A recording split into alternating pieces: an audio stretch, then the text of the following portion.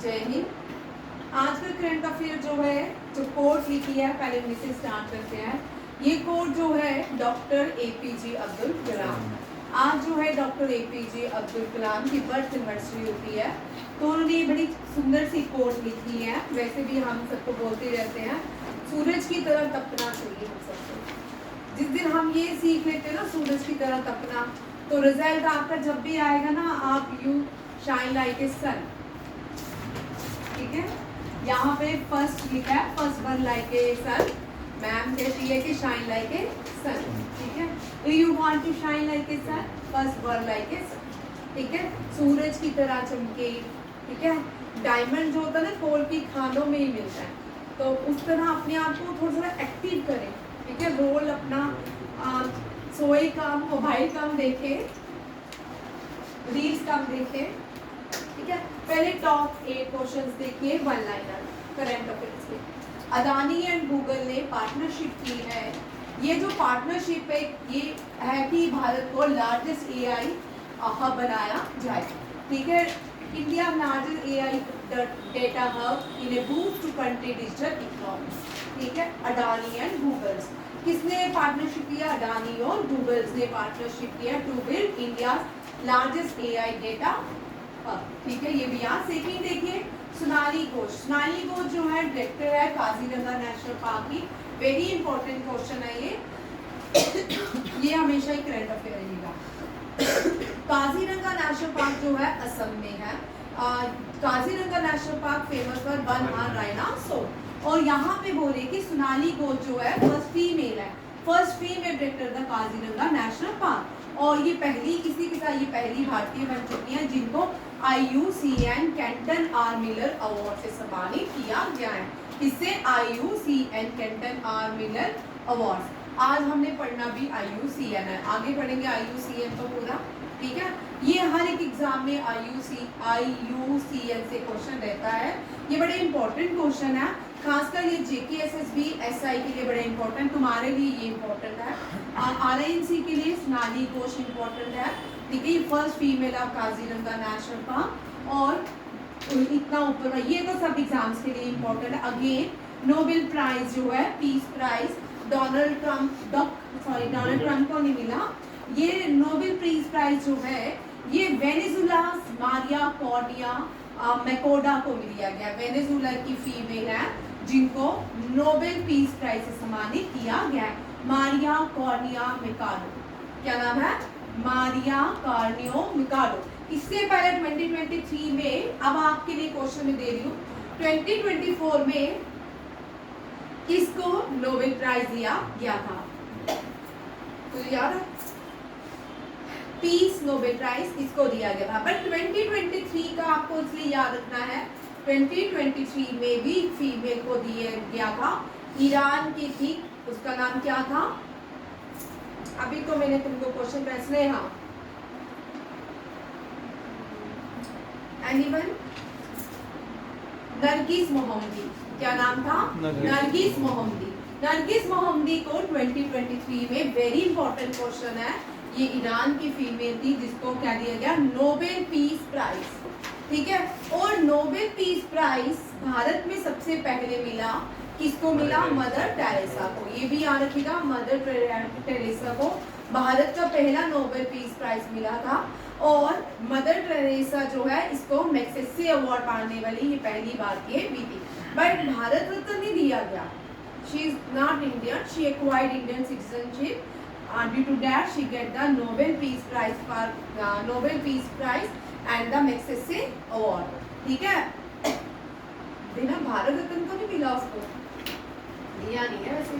ठीक है, वेनेजुला की है मारिया कॉर्निया मिकाडो। और नेक्स्ट है BR Ambedkar national award. BR Ambedkar born Dalit family में हुए थे, बट आफ्टर फ्यू इयर्स उन्होंने कहा था मैं एज अ बुद्धिस्ट जो हूँ डाई हूँगा। और BR अम्बेडकर के अवार्ड्स देखिए जिनको दिए गए हैं, वो भी बुद्धिस्ट हैं, सिक्किम, भूटान।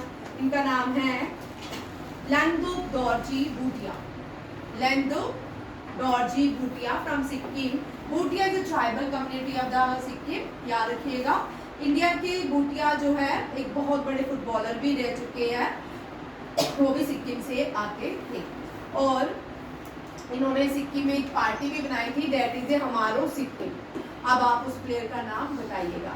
आज मैंने 2 क्वेश्चन आपको दिए, एक 2024 में नोबेल पीस प्राइज किसको दिया गया, दूसरा ये है कि भूटिया जो फुटबॉलर थे उन्होंने पॉलिटिकल पार्टीज ज्वाइन किया, उन्होंने सिक्किम में जो पॉलिटिकल पार्टी बनाई उसका नाम है हमारो सिक्किम। ठीक है, आपने उसका नाम बताना है। ठीक है, और he receive the B.R. Ambedkar national award. B.R. Ambedkar जो थे ये महर कम्युनिटी से आते थे। ये क्वेश्चन लिखो, ये वाले एग्जाम में आते हैं, महर कम्युनिटी से आते थे। एक बार शायद 2019 में सैनिक स्कूल के एग्जाम में क्वेश्चन था, name the regiment which was build by the father of B.R. Ambedkar, Mahar regiment. और ये NCERT की क्लास 3rd या 4th की SST में क्वेश्चन है। ठीक है, 3rd या 4th क्लास के SST में ये क्वेश्चन था। महर कम्युनिटी जो थी, महर रेजिमेंट थी build by doctor B.R. Ambedkar father. ठीक है, नेक्स्ट है चैत्या भूमि। चैत्या भूमि इनकी समाधि को कहा जाता है। Father of Indian constitution B.R. Ambedkar and the first chairman of the drafting committee was doctor B.R. Ambedkar. जब ड्राफ्टिंग कमेटी का प्रपोजल, कॉन्स्टिट्यूशन का प्रपोजल M.N. रॉय ने दिया था।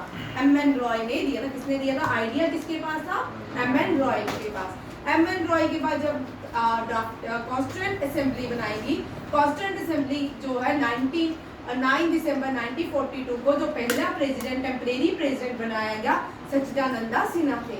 जो परमानेंट 2 दिन के बाद 12 दिसंबर को जो बने वो डॉक्टर राजेंद्र प्रसाद थे। कॉन्स्टिट्यूएंट असेंबली के जो क्या थे प्रेसिडेंट।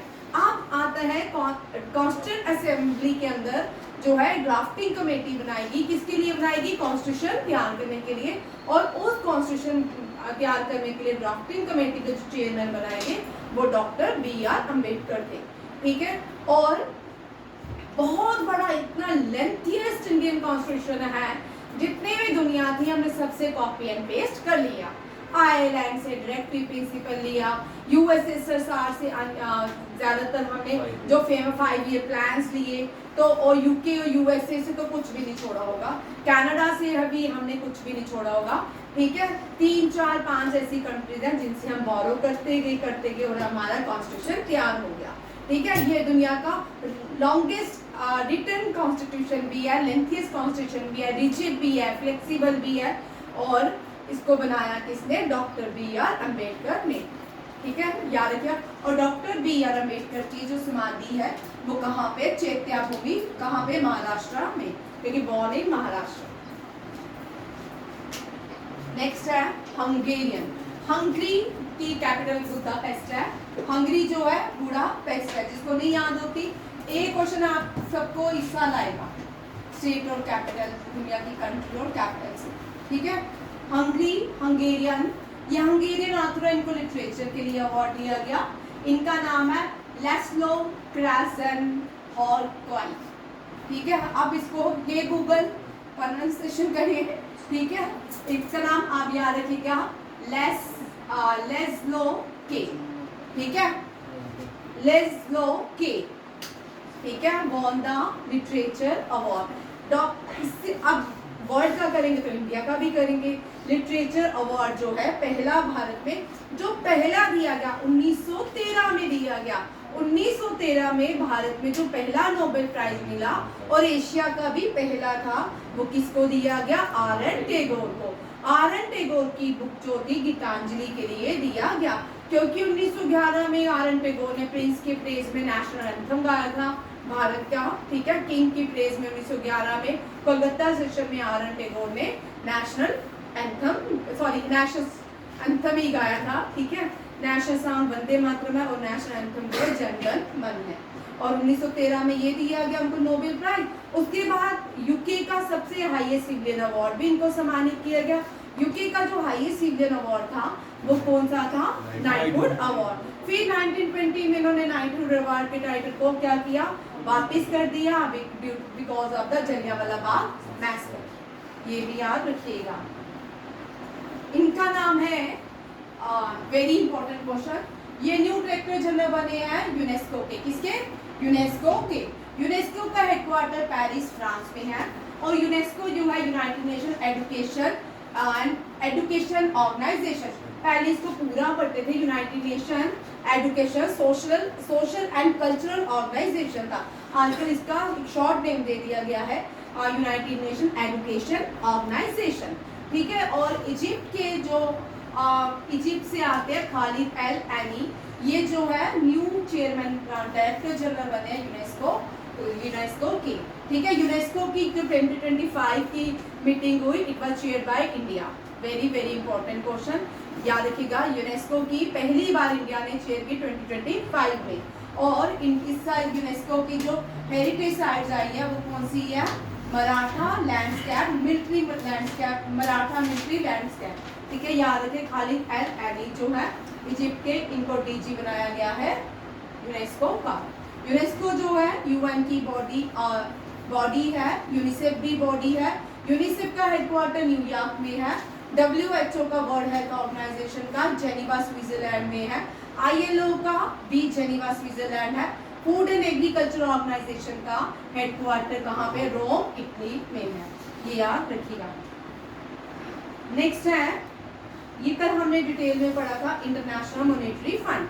इंटरनेशनल मॉनेटरी फंड ने अपनी ग्रोथ रेट, भारत की ग्रोथ रेट बताई है 6.6, और इसके साथ ये भी बताया है कि world fastest growing major economy.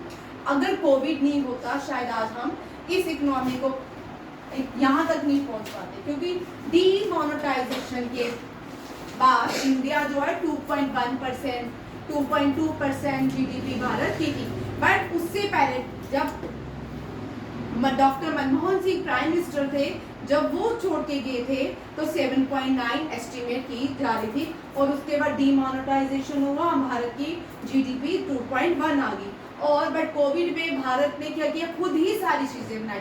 Bharat के पास अपने इक्विपमेंट नहीं थे, भारत के पास मास्क नहीं थे, कोर्स नहीं थे, मेडिसिन नहीं थी, भारत ने सब कुछ खुद बनाया। वहाँ से भारत जो दुनिया की सबसे ज़्यादा बूस्ट की मेडिकल में, मेडिसिन में भारत सबसे ज़्यादा बूस्ट जो वर्ल्ड में नंबर।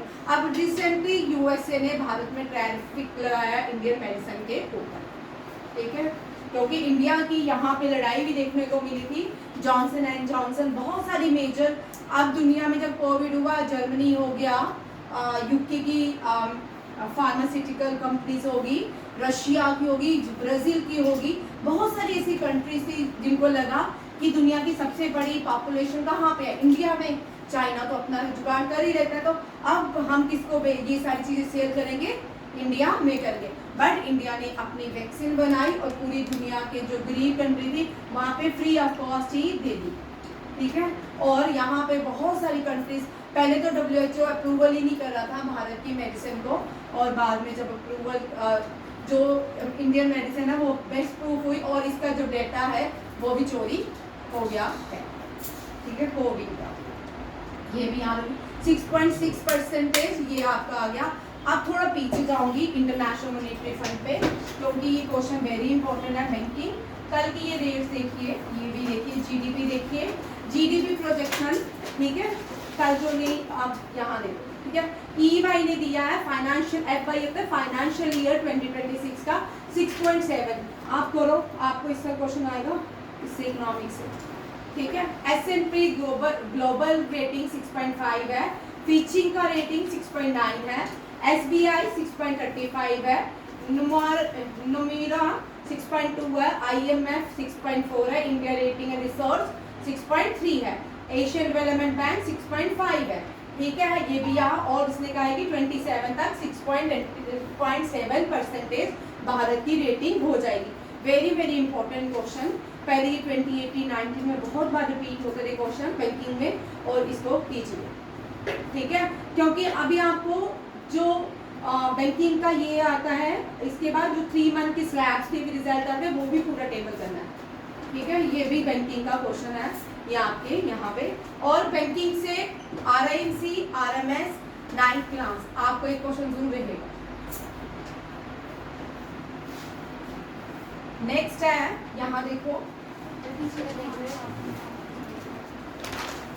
मैं रुकूंगी नहीं, मैं आगे चलूंगी क्योंकि प्रेजेंटेशन अब और आ रही है।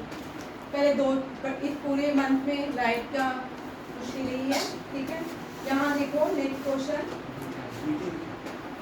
यहाँ पे अपॉइंटमेंट देखिए, बैंकिंग की appointments. Executive director of RBI Sanjay Kumar, RBI के गवर्नर संजीव मल्होत्रा है, लिख लो आरबीआई के गवर्नर संजीव मल्होत्रा है और एग्जीक्यूटिव डायरेक्टर जो है संजय कुमार है। एमडी और CEO of Karnataka bank Raghavendra Srinivasan Bhat है। MD and CEO Union Bank of India Ashish Pandey है। MD and CEO Central Bank of India Kalyan Kumar है। Deputy governor of RBI Suresh Chandra Murmu है, ठीक है। गिरीश चंद्र मुर्मू नहीं है, सुरेश चंद्र मुर्मू है, वेरी इंपॉर्टेंट। और सोनाली सेन जो है इनको आरबीआई का एग्जीक्यूटिव डायरेक्टर अपॉइंट किया गया है, जो 9 अक्टूबर से एनफोर्स हो जाएगा। नेक्स्ट हम जो क्वेश्चन करेंगे, यहाँ पे क्वेश्चन है, ठीक है, इंटरनेशनल मॉनेटरी फंड से उर्जित पटेल, ये देखो उर्जित पटेल को अपॉइंट किया गया as a executive director at the International Monetary Fund का। इसके अंदर कौन कौन सी कंट्रीज आएंगी जिसको उर्जित पटेल को इनका हेड बनाया गया है? बांग्लादेश, श्रीलंका, इंडिया एंड भूटान, ठीक है, ये भी याद रखिएगा। नेक्स्ट देखिए आईएमएफ के लिए, आईएमएफ क्या है? एक फाइनेंशियल इंस्टीट्यूट है और ये यूनाइटेड नेशन की एजेंसी है। हेडक्वार्टर इसका वाशिंगटन डीसी में है। 191 मेंबर्स कंट्रीज है। एम क्या है इसका? Working to foster. अब यहाँ से आपको क्वेश्चन उठेगा, ठीक है, बैंकिंग के जो बच्चे बैंकिंग की तैयारी कर रहे हैं यहाँ पे क्वेश्चन उठाइएगा। आपको जो एम है, ऑब्जेक्टिव है, वो आपको इस स्टेटमेंट से आएगा। ये जो स्टेटमेंट दी है यहाँ से क्वेश्चन आएगा। ये तो सबको आते हैं, ये बार बार रिपीट होते रहते हैं। वाशिंगटन डीसी में 191 मेंबर्स हैं, ये इतना इंपॉर्टेंट नहीं है। जो इसके ऑब्जेक्टिव और एम्स है वो इंपॉर्टेंट है। Secure financial stability, facilitate international trade, promote high employment and sustainable economic growth and reduce poverty around the world. ये इसके ऑब्जेक्टिव भी है और एम्स भी है इसके इंटरनेशनल मॉनेटरी फंड के, ठीक है, वेरी इंपॉर्टेंट। आप ये दो क्वेश्चन लिखिए, मेंबर्स कितने हैं और इसका हेडक्वार्टर क्या कहाँ पे? इंटरनेशनल मॉनेटरी फंड के मेंबर 190 शरद लिख लिया, लिखना, ये इंपॉर्टेंट क्वेश्चन है ना। 191 मेंबर्स हैं और हेडक्वार्टर वाशिंगटन डीसी में है। ये जुलाई 1944 में ब्रिटन वुड्स में बनाया गया था और ये आइडिया जो है Harry Dexter white and John Maynard Keynes का है। किसका है? हैरी डेक्स्टर और जॉन मेनार्ड कीन्स का है। और 1945 में आईएमएफ ने काम करना शुरू किया। 29 लोग, कितने मेंबर्स ने साइन किया था? 29 मेंबर्स कंट्रीज ने जो है आईएमएफ को अप्रूवल दिया था, ठीक है। ये क्वेश्चन बड़ा इंपॉर्टेंट है, ये आएगा। और Britain would system exchange agreement किया गया 1944 में, ये भी याद रखिएगा।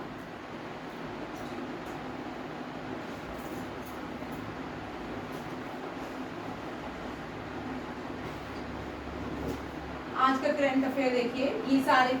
नेक्स्ट एक रह गया 78 session of the WHO regional. 78 session किसका है? वर्ल्ड हेल्थ ऑर्गेनाइजेशन का। ये कोलंबो में होगा। कहाँ पे होगा? कोलंबो में होगा। या ये याद रखना, regional WHO regional committee for the South East Asia. किसका? South East Asia. South East Asia में हम साउथ ईस्ट एशिया में नहीं आते, हम साउथ एशिया में आते हैं। साउथ ईस्ट एशिया में कौन कौन से देश आते हैं वो कल आप मुझे बताइएगा, ठीक है। Association of south east Asian nation, ठीक है, इसको association of south east Asian nation भी बोलते हैं।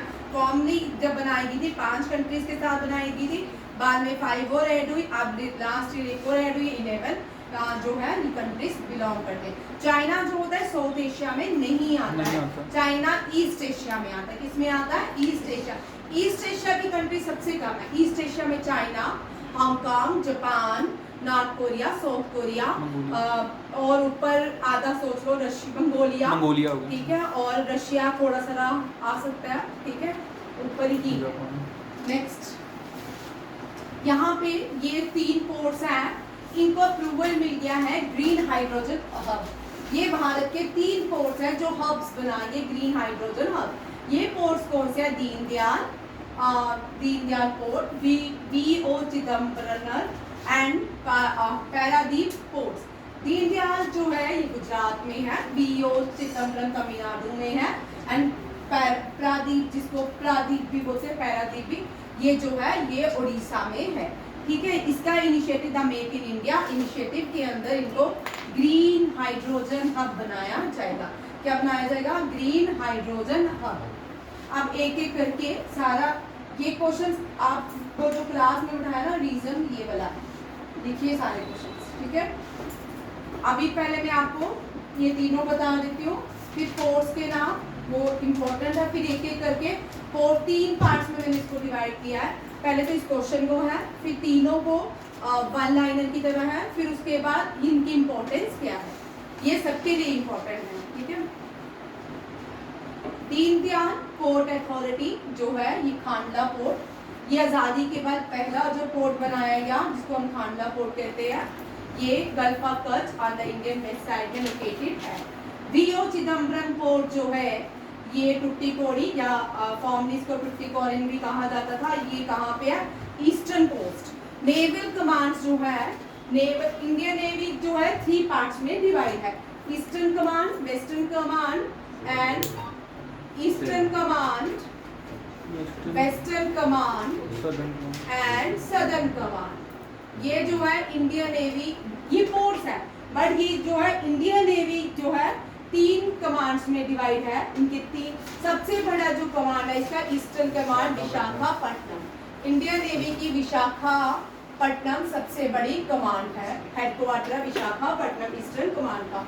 वेस्टर्न कमांड का हेडक्वार्टर है मुंबई एंड सदर्न कमांड का कोची।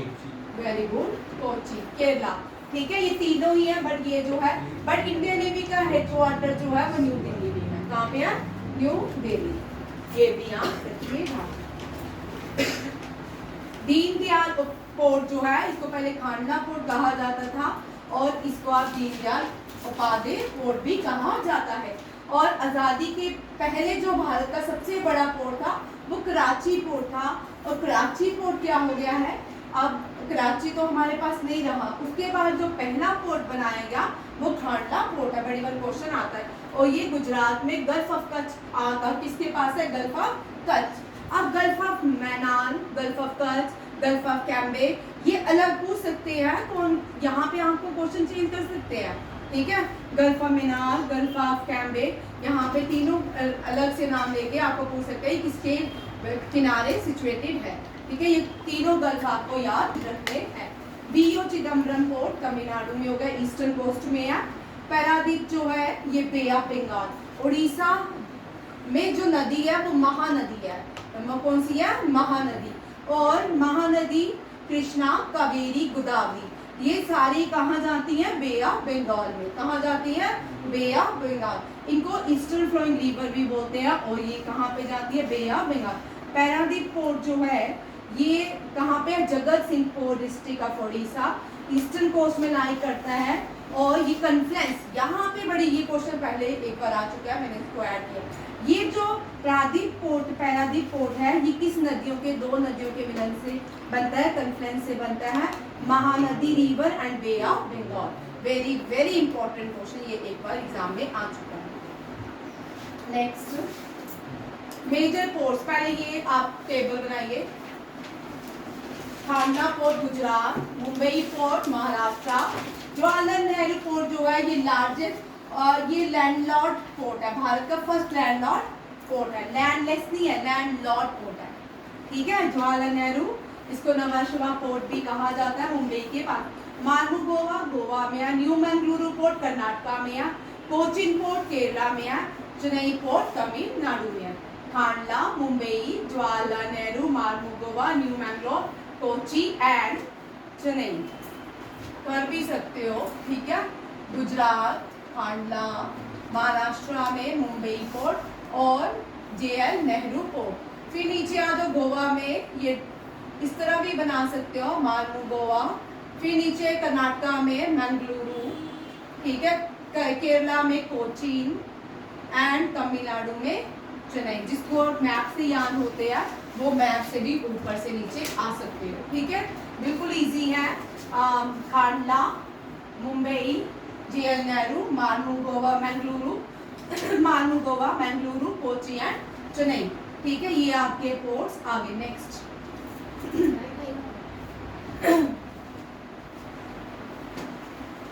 नेक्स्ट है एनोर पोर्ट। एनोर पोर्ट तमिलनाडु में, कहाँ पे है? तमिलनाडु में।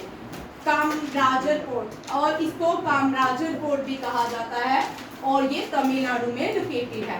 बीओ चिदम्बरम हमने कर लिया है, ये टुट्टिकोरिन में है, इसको टुट्टिकोरिन पोर्ट भी बोलते हैं तमिलनाडु।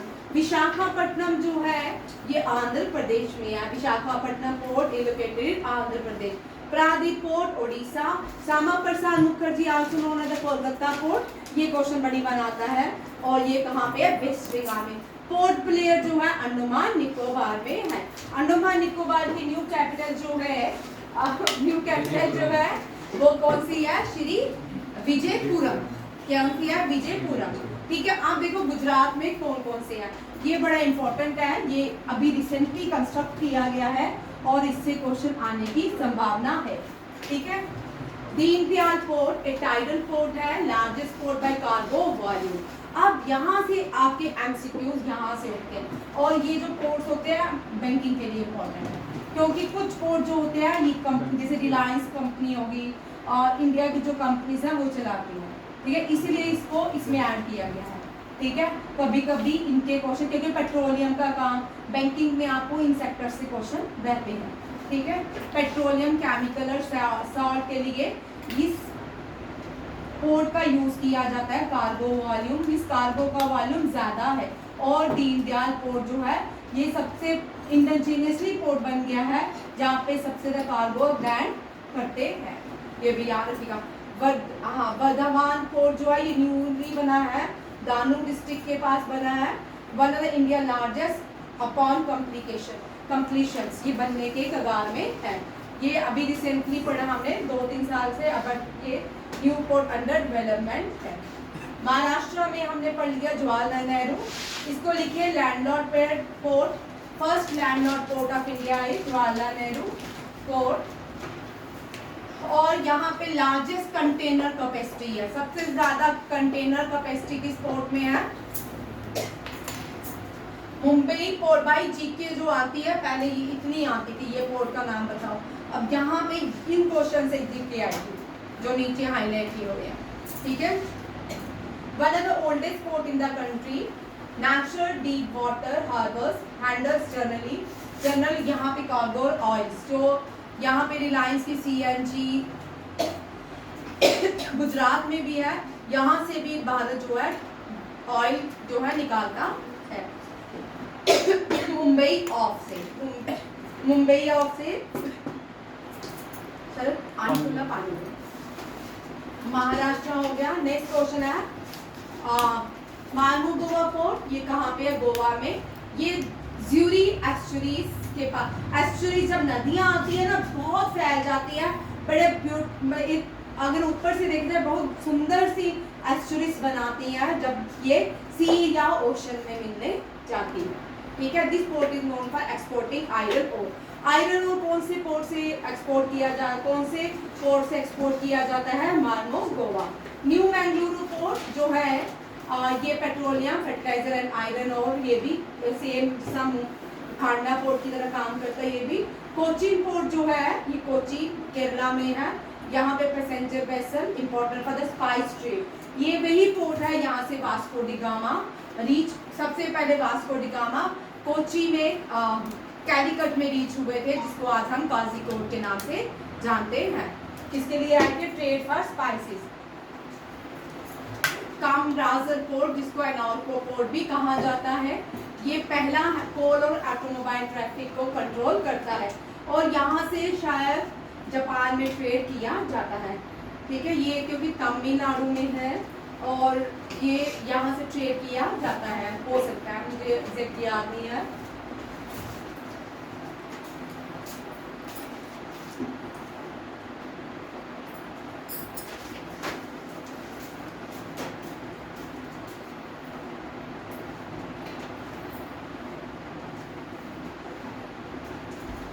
ये हम कर चुके हैं आंध्र प्रदेश में भी लैंडलॉक। ये क्वेश्चन एक बार आ चुका है। लैंडलॉक पोर्ट कौन सा है? ये विशाखापट्टनम पोर्ट है। ठीक है, डीप हार्बर्स है और इसको शिप बिल्डिंग फैसिलिटी सबसे ज्यादा यहाँ मिलती है। Oldest operating port in India है श्यामा प्रसाद मुखर्जी पोर्ट। हल्दिया जो है ये भी कोलकाता में है, ठीक है। Next question, IUCN international union for conservation of nature. ये सारे के सारे देश ना इस साल IUCN की कांग्रेस समिट जो है अबू धाबी में हुई है। कहाँ पे हुई है? दुबई के अबू धाबी में। और इन 6 कंट्रीज को IUCN का न्यू मेंबर बनाया गया है। ये अर्मेनिया, तजाकिस्तान, गैबन, जिम्बाब्वे और देखिए तुवालू और Marshall Island. Armenia, Tajikistan, Marshall Island, Gabon, Tuvalu और जिम्बाब्वे, ये 6 कंट्रीज जो है इसकी मेंबर बनी है। ये जो क्वेश्चन है ना ये सारे कॉम्पिटिटिव एग्जाम के लिए इम्पोर्टेंट है। बैंकिंग में इसके क्वेश्चन रहता है, इसकी कोप से क्वेश्चन रहता है। बैंकिंग में क्यूटो मीटिंग जो हुई थी उससे क्वेश्चन रहता है और बैंकिंग में इस चैप्टर से क्वेश्चन रहता है। जो बच्चे JKSSB के पेपर देंगे उनमें भी इसका एक क्वेश्चन जरूर रहता है, ठीक है। International union for conservation of nature, इसकी समिट कहाँ? अबू धाबी में हुई और 100 न्यू मेंबर्स बन गया जिसमें 6 ये कंट्रीज अर्मेनिया, ये अर्मेनिया तजाकिस्तान दोनों ही सेंट्रल एशियन कंट्रीज हैं।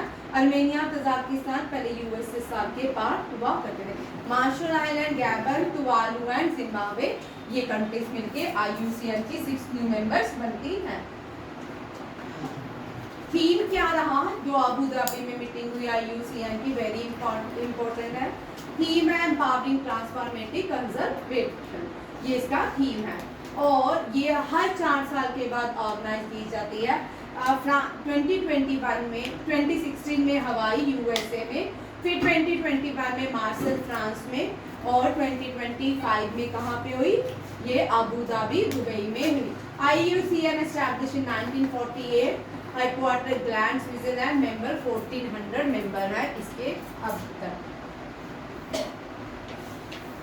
ये है recently prime minister tribute to which Indian scientist on his birth anniversary. ये है डॉक्टर APJ अब्दुल कलाम। अब यहाँ पे ये क्वेश्चन मैंने इसलिए बनाया, इसका सिंपल क्वेश्चन था बट इससे एक क्वेश्चन आपका ये नहीं कवर होता, इसलिए मैंने इस क्वेश्चन को थोड़ा चेंज किया।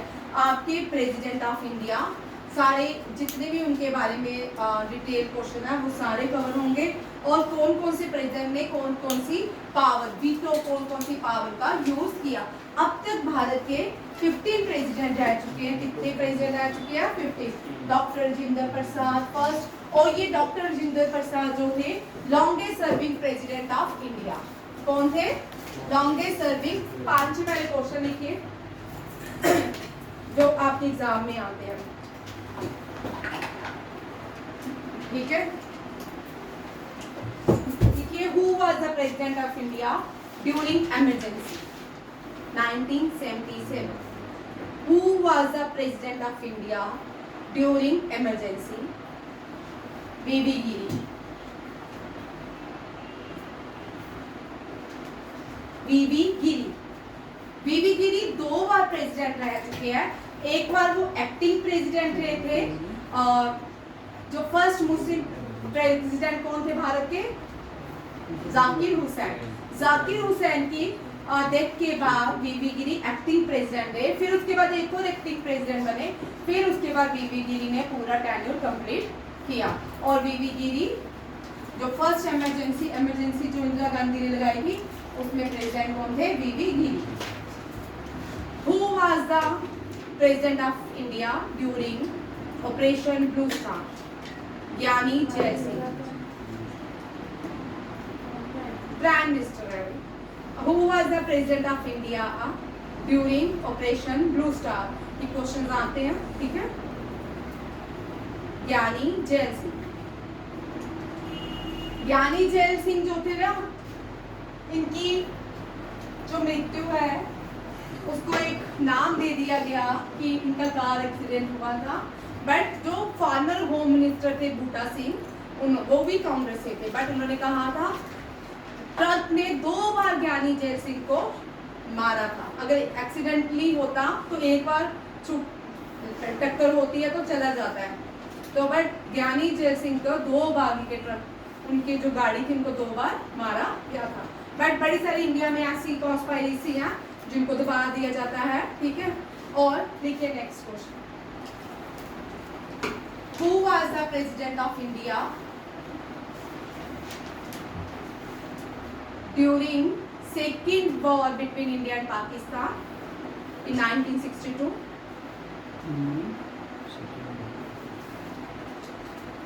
Dr. S. Radhakrishnan. Dr. S. Radhakrishnan was the President of India during the war between India and Pakistan in 1962. आज मैं पूरे कंप्लीट करूंगी प्रेसिडेंट से सारा टॉपिक, ताकि आपका ये वाला टॉपिक, 2 टॉपिक आपके कवर हुए। एक तो पोर्ट वाला हो गया, ठीक है, स्टैटिक सिक्के का है, और एक आपका प्रेसिडेंट का कवर हो गया, ठीक है। नेक्स्ट लिखिए, who was the president of India during Kargil war?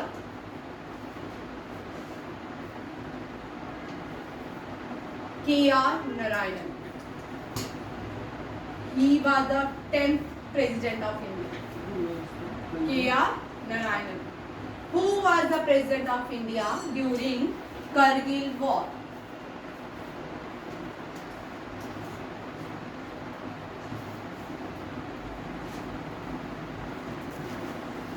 Who was the president of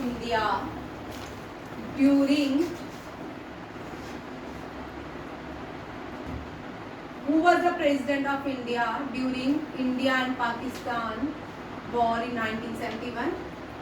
कोई बताएगा? वीवी गिरी। कौन थे? वीवी गिरी। ये भी चेक कर लेना एक बार। हाँ, 1971 जो बांग्लादेश बना था, तब V V Giri was the president of India. जो पहली वॉर हुई 1962 में हुई, तो उसके कौन थे? Doctor S Radhakrishnan. जो पहली बार हुई थी जब पाकिस्तान ने 1948 में इंडिया पे अटैक किया, तो कौन प्रेसिडेंट थे? डॉक्टर राजेंद्र प्रसाद, ठीक है। क्योंकि जो फर्स्ट प्रेसिडेंट थे 1948, उनका लॉन्गेस्ट टेन्यूर है सर्विंग प्रेसिडेंट ऑफ इंडिया के डॉक्टर राजेंद्र प्रसाद। डॉक्टर राजेंद्र प्रसाद लिखिए, first president of India, longest serving president of India. तुम दोनों जाओ सर के पास, तुम्हारी class of. Longest serving president of India, member of ad hoc committee, chairman of ad hoc committee. Ad hoc committee में क्या हुआ? एडॉक कमेटी में फ्लैग कोड लाएंगे। क्या लाएंगे? Flag code. एडॉक कमेटी, ठीक है। Chairman of ad hoc committee, chairman of stealing committee. आज मैं आपको एक टॉपिक दूंगी ध्यान से, ठीक है, वो पढ़ना, वो याद करना, वो इम्पोर्टेंट है। Stealing committee, chairman of stealing committee,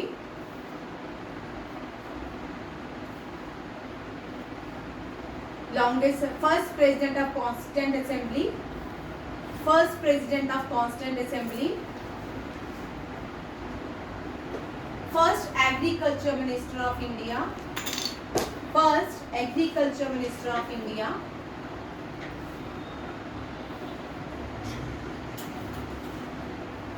he associated Gandhi ji in Champaran Satyagraha movement. He associated Gandhi ji. He was born in Bihar. He associated Gandhi ji in Champaran Satyagraha movement. The first movement led by Gandhi ji is Champaran Satyagraha movement for indigo plantation. For indigo, he is known as, इनको क्या कहा जाता है? देश रत्न, ठीक है। इनको क्या कहा जाता है? देश रत्न। मैन ऑफ पीस जो है वो लाल बहादुर शास्त्री जी को कहते हैं, इनको देश रत्न कहा जाता है। देश बंधु किसको कहा जाता है? हाँ जी, देश बंधु किसको?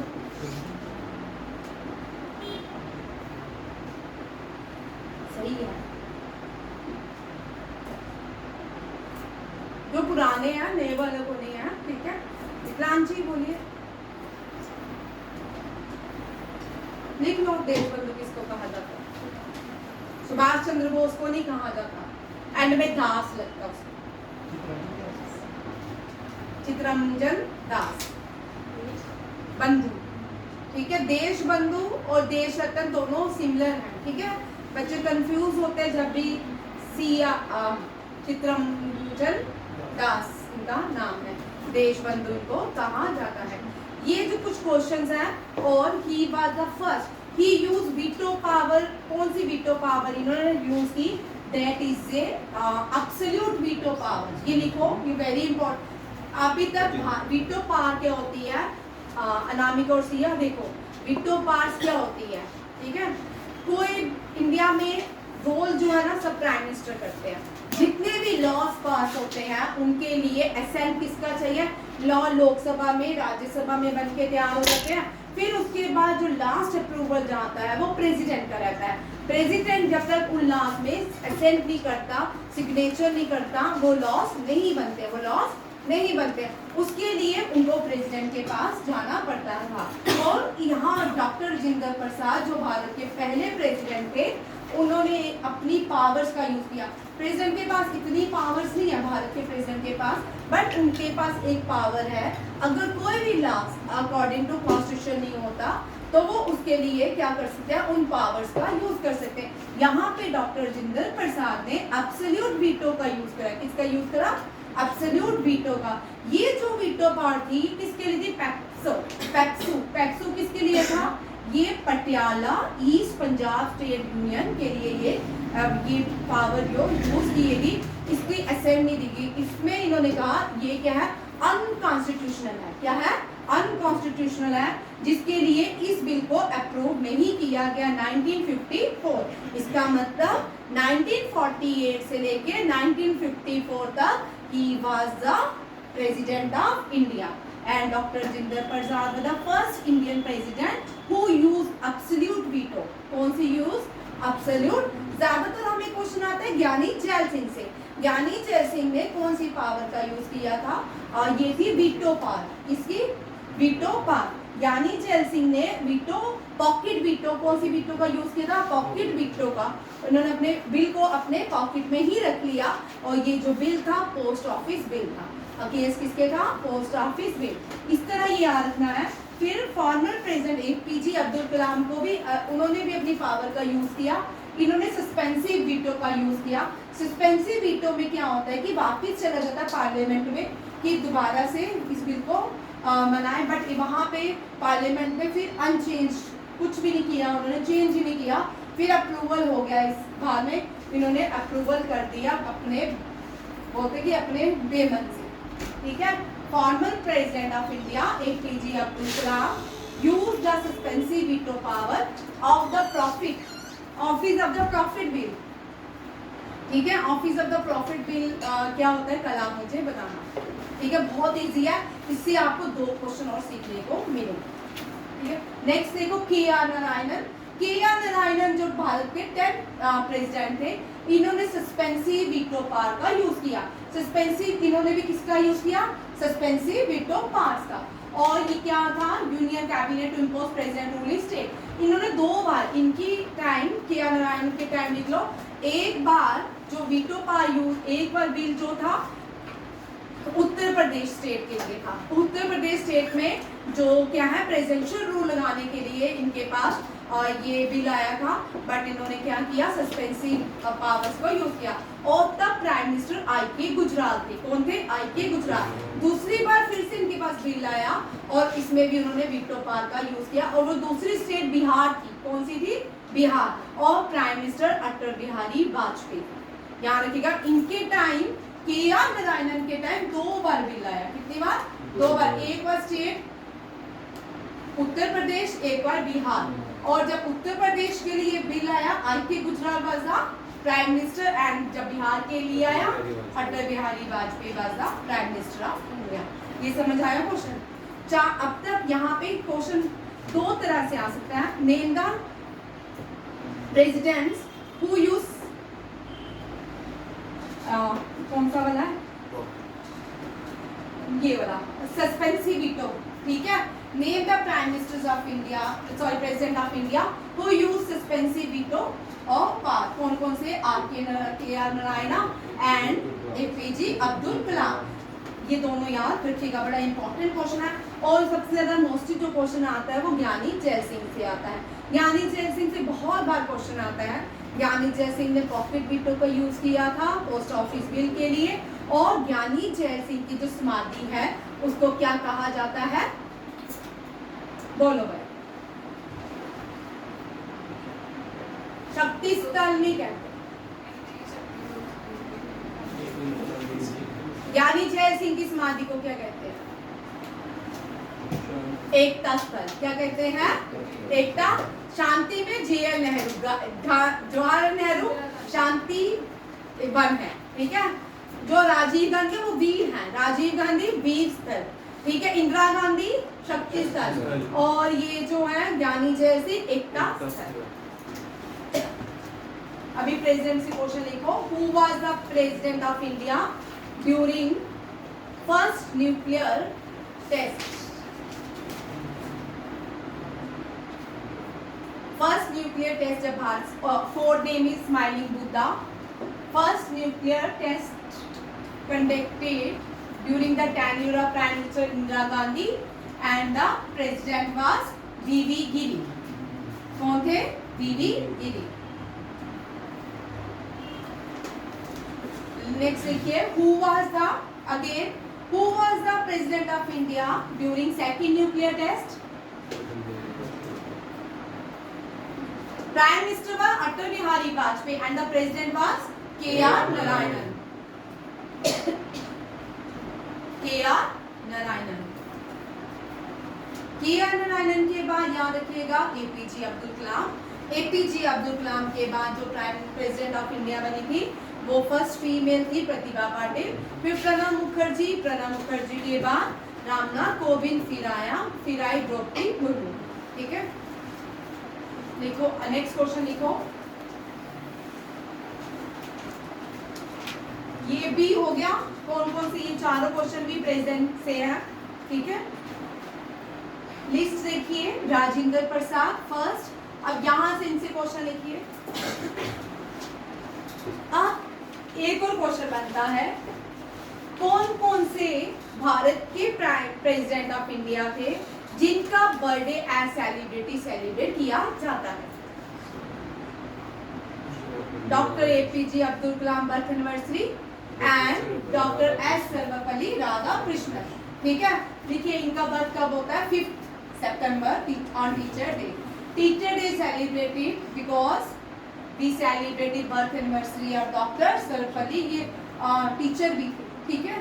इनके स्टूडेंट्स से जब ये प्रेसिडेंट थे, इनके स्टूडेंट्स ने तब ये टीचर डे इनको सेलिब्रेट किया, इनको एक तरह का ऑनर दिया। तब से भारत में टीचर डे जो है डॉक्टर एस राधाकृष्णन के बर्थ एनिवर्सरी में सेलिब्रेट किया जाता है। वर्ल्ड टीचर डे कब होता है? नामिका अभी किया ना। वर्ल्ड टीचर डे कब होता है? 5 अक्टूबर। कब होता है? ठीक है। और नेशनल टीचर डे 5 सितंबर है, ठीक है। याद हुआ? 5 सितंबर। स्माइल देके क्लास करो, ऐसे उदास सी मुझे क्लास अच्छी नहीं लगती, ठीक है। He was the first Muslim president of India. भाई आप लोग ना, चलो पहले कर लो फिर। He was the first Muslim president of India, ठीक है। And who become the president of India after Zakir Hussain? ये बार इतनी बार क्वेश्चन आया, लिखिए इससे भी क्वेश्चन। पहले इनसे लिख लो, डॉक्टर एस सर्वपल्ली से। He was the first chairman of Rajya Sabha. He was the first vice president of India and also first chairman of Rajya Sabha. अब मुझे सिया बता, मैंने क्यों बोला यहाँ पे ये चेयरमैन राज्यसभा के हैं और ये फर्स्ट वाइस प्रेसिडेंट है। अच्छा, जब कि वाइस प्रेसिडेंट इंडिया में ऑटोमेटिकली जो वाइस प्रेसिडेंट बनता है वो क्या बनता है, राज्यसभा का चेयरमैन। हो गया यहाँ, ठीक है, ये क्वेश्चन आएगा। अभी कौन है current vice president, CP Radha Krishnan, और वो क्या है, राज्यसभा के चेयरमैन, वो राज्यसभा के चेयरमैन। जो वाइस प्रेसिडेंट बनेगा भारत का वो चेयरमैन ऑफ राज्यसभा बनेगा। क्या बनेगा, चेयरमैन ऑफ राज्यसभा। दोनों क्वेश्चन याद रखिएगा, ये भी आते हैं। फर्स्ट कौन है vice chairman, doctor S Radha Krishnan, और करंट कौन है, सीपी राधा कृष्णन। अब यहाँ से ये क्वेश्चन हो गया, who was the second president of India, doctor Sarvepalli Radhakrishnan. Doctor Zakir Hussain, ये जाकिर हुसैन लिखिए, first Muslim president of India, first Muslim president of India doctor Zakir Hussain. Who become the president of India after the Zakir Hussain, V V Giri, ठीक है। ये अपने कार्यकाल में ही इनकी मृत्यु हुई थी। वीवी गिरी के बाद इनका टेन्यूर 6 मंथ, हर एक जो भी चीफ प्राइम मिनिस्टर बनते हैं उनका टेन्यूर जब तक इलेक्शन नहीं होते 6 मंथ रहता है। बट उसके बाद मोहम्मद हिदायतुल्लाह को भी एक्टिंग प्रेसिडेंट ऑफ इंडिया बनाएगा, और ये भी 6 मंथ ये एक्टिंग प्रेसिडेंट थे। फिर उसके बाद वीवी गिरी ने अपना टेन्यूर की पूरा किया, और वीवी गिरी के बाद टाइम एक वॉर हुई और एक न्यूक्लियर टेस्ट हुआ, सॉरी एक न्यूक्लियर टेस्ट हुआ, वॉर नहीं हुई, इमरजेंसी जो है वो लगाई, ठीक है। Who was the second Muslim president of India? Fakhruddin Ali Ahmad. He was also died in office during his tenure. Who was, यहाँ पे एक और क्वेश्चन बनता है, name the second president of India who died in the office. He first was Zakir Hussain and second was Fakhruddin Ali Muhammad. Very important question है, दोनों questions mostly आते हैं, ठीक है। Who was the second president of India who died in office? He was Fakhruddin Ali Muhammad, and Zakir Hussain was the first Indian president who died in office.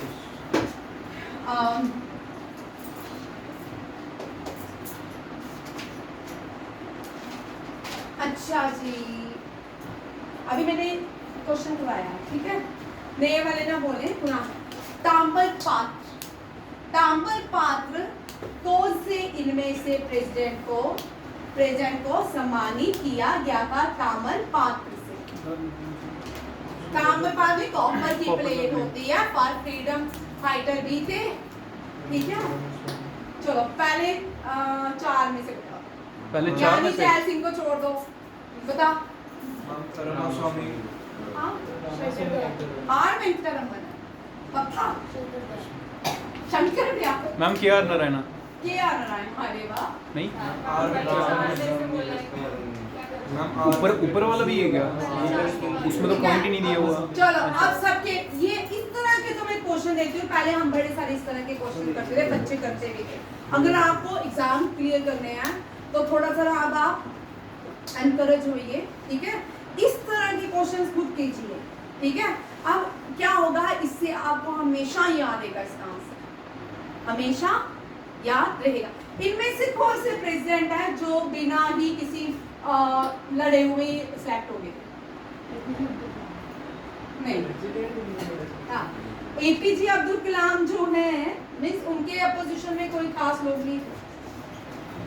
नीलमा संजीवा रेड्डी, ज्ञानी gel Singh हम पढ़ चुके हैं, ठीक है। ज्ञानी gel Singh was the president during operation blue star, and इनकी समाधि से क्वेश्चन आता है कौन सा? हाँ, एकता स्थल। और इनके एक और क्वेश्चन आता है, वो क्या है? वीटो, पॉकेट वीटो का यूज किया था, ठीक है। हमने ना जो जिस मुंह में ज्यादा क्वेश्चन है ना वो आता है 2023 में, सबसे मुंह में क्वेश्चन आ ज्ञानी जय सिंह का, और same question as it is ही आया। हमने क्वेश्चन किया, who was the prime minister during operation blue star, where what is the name of his samadhi? ये क्वेश्चन सेम क्वेश्चन था, ठीक है। इस तरह जो भी, जैसे के आर नारायणन जो है ये प्रेसिडेंट ऑफ इंडिया, आर के नारायणन जो है ये ऑथर है Malgudi's day. Malgudi's day is very important book. Malgudi's day जो है वो किसने लिखी है? भूल गया? के आर नारायणन ने लिखी है। किसने? आर के नारायणन ने। आर के नारायणन ऑथर है और K R Narayanan president of India है।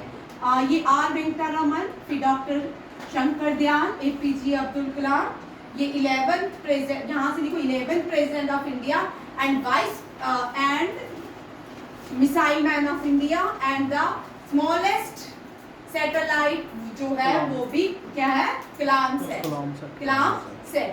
ठीक है, ये एक फनी बात, जब देखो यहाँ पे दो बड़ी मजेदार बात है। के.आर. नारायणन, जब अटल बिहारी वाजपेयी ने न्यूक्लियर टेस्ट किया भारत का, तब DRDO के चेयरमैन थे एपीजे अब्दुल कलाम और के.आर. नारायणन प्रेसिडेंट थे। ठीक है, सॉरी, जब DRDO में थे एपीजे अब्दुल कलाम, तब ये क्या थे, प्रेसिडेंट ऑफ, नहीं कुछ स्किप हो गया मेरे माइंड से, इंटरेस्टिंग क्वेश्चन है, कल बताऊंगी। ठीक है, फिर ये 11 प्रेसिडेंट, ये सबसे इंडिया की महंगी प्रेसिडेंट थी। ठीक है, इन्होंने सबसे ज्यादा पार्डन्स दिया, किसको, जिनको कैपिटल पनिशमेंट मिली थी, सजाए मौत मिलती थी, उनकी सबसे ज्यादा पार्डन करने वाली प्रतिभा पाटिल थी। और ये करप्ट प्रेसिडेंट्स में आती है, ये इतनी वो उसमें नहीं आती। ठीक है, प्रणब मुखर्जी, GST लाने वाले भारत के पहले व्यक्ति कौन थे, Pranab Mukherjee, but it is not implement. GST याद रखिएगा, इम्प्लीमेंट किया प्राइम मिनिस्टर नरेंद्र मोदी ने, बट सारा श्रेय जो था इनका था। और तब प्राइम मिनिस्टर ने रात को 10 बजे सेंट्रल हॉल में इंडियन पार्लियामेंट के अंदर इनके साथ GST को लॉन्च किया, क्योंकि सारा श्रेय GST का इस व्यक्ति को जाता है। ये कांग्रेस से बिलोंग करते थे और कांग्रेस ने क्या किया, अगर ये प्राइम मिनिस्टर के इलेक्शन लड़ता मोदी के सामने तो टक्कर की होती गेम। ठीक है, तो बट इन्होंने इसको प्रेसिडेंट अपॉइंट कर दिया, राहुल गांधी को नॉमिनेट कर दिया। समझ आया? और राहुल ये बन सकता था, ये व्यक्ति भी प्राइम मिनिस्टर बन सकता था। ठीक है, ये भी याद रखिएगा। और GST का सारा श्रेय इस व्यक्ति को जाता है, बट लॉन्च किसने किया, Narendra Modi. Ramnath Kovind second Dalit president and first was K R. Narayanan. K R. Narayanan was the first Dalit president और Ramnath Kovind was the second. One election one vote, one election one vote के चेयरमैन है कौन, रामनाथ कोविंद। कौन है, Ramnath. One election one country one election के चेयरमैन है रामनाथ कोविंद। ठीक है, और रामनाथ कोविंद ने रिसेंटली ये चेयरमैन भी बने हैं, जो RSS के 100 ईयर्स कंप्लीट हुए नागपुर में, उसमें chairman as a chief guest appoint किए। First Odisha born Draupadi Murmu. 3 question इसे ध्यान रखिएगा, कंफ्यूजन क्रिएट करके आते हैं। ठीक है, बॉर्न कहाँ है और गवर्नर किसकी थी, झारखंड की, और झारखंड की गवर्नर थी, बॉर्न ओडिशा है। और president, first tribal female president and second female president of India appoint हुई श्रीमती द्रौपदी मुर्मू। और जिस ट्राइबल कम्युनिटी से आती है, संथल। किससे, संथल। ठीक है, ये भी यार 3 क्वेश्चन इससे बनते हैं।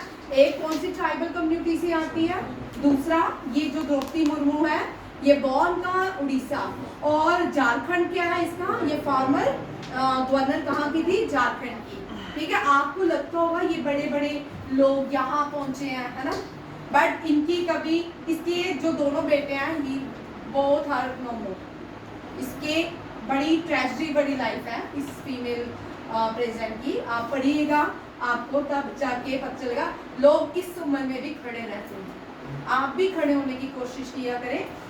थैंक यू, जय हिंद।